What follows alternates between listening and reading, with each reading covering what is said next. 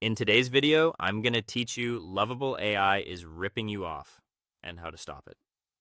Here's the game plan. We'll use a site builder to spin up a project fast, but we'll make sure the actual AI calls go straight to the OpenAI API under your account, giving you clear control over costs, models, and quality. Start by heading to the Lovable dashboard and creating a new website.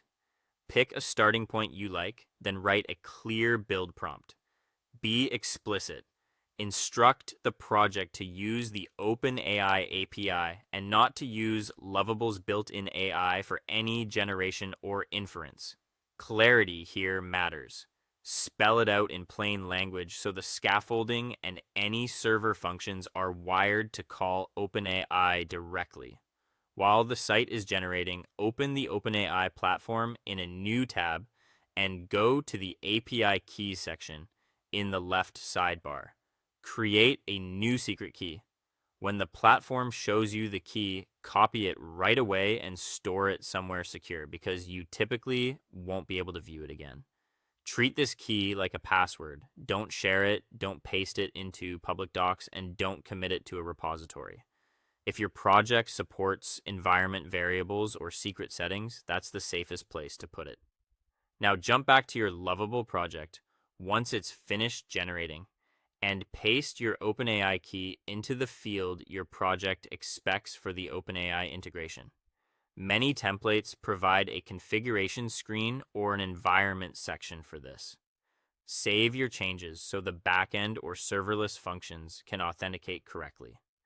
Next, verify you're not accidentally routing through Lovable's AI. Open your project's cloud view, then go to the AI section. Look for any indicators that the Lovable AI service is enabled.